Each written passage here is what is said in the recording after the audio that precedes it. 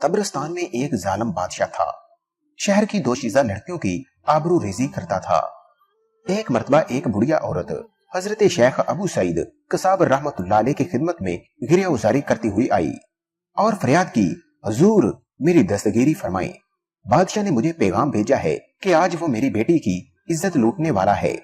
یہ منحوس خبر سن کر آپ کی خدمت میں بھاگ آئی ہوں کہ شاید آپ کی دعا سے اس بلا کو ٹالا جا سکے۔ حضرت شیخ ابو سعید قصاب رحمت اللہ علیہ نے ضعیفہ کی بات سن کر کچھ دیر کے لیے سر جھکائے رکھا، اس کے بعد سر اٹھا کر فرمایا، بوڑھی ماں فلاں قبرستان جا، وہاں تجھے ایسا شخص ملے گا جو تیری حاجت پوری کرے گا۔ ضعیفہ قبرستان میں پہنچی تو وہاں ایک شکیل و رانا خوش پوش نوجوان سے اس کی ملاقات ہوئی جس کے لباس سے خوشبوؤں کے فوارے ابل رہے تھے۔ ضعیفہ نے سلام کیا اور جواب کے بعد نوجوان نے ضعیفہ کے احوال پوچھے۔ اس نے سارا ماجرا کہہ سنایا۔ نوجوان نے ضعیفہ کی پوری بات غور سے سننے کے بعد اس سے کہا، تو پھر حضرت شیخ ابو سعید کی خدمت میں جاؤ اور ان سے دعا کے لیے کہو، ان کی دعا قبول ہوگی۔ ضعیفہ نے جھنجلا کر کہا، عجیب بات ہے، زندہ مجھے مردوں کے پاس بھیجتا ہے اور مردہ مجھے پھر زندہ کے پاس لٹا رہا ہے، اور میری حاجت روائی کوئی نہیں کرتا، بھلا اب میں کہاں جاؤں؟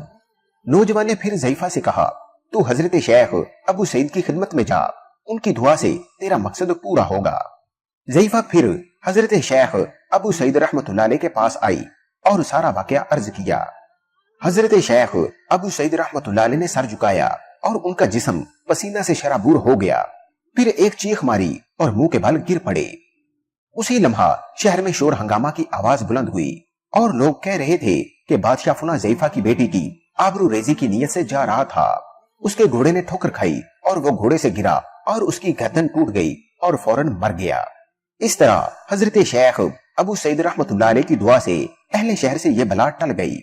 بعد میں لوگوں نے آپ رحمت اللہ علیہ سے دریافت کیا کہ آپ نے ضعیفہ کو قبرستان کیوں بھیجا اور پہلے ہی آپ نے دعا کیوں نہ فرمائی؟ آپ رحمت اللہ علیہ نے کہا، میں اس چیز کو ناپسند کرتا ہوں کہ میری دعا سے وہ ہلاک ہو، اس لیے میں نے بڑھیا کو حضرت خضر علیہ السلام کے پاس بھیجا، انہوں نے پھر اسے میرے پاس بھیجا کہ ایسے پلید انسان کے لیے دعا کرنا جائز ہے۔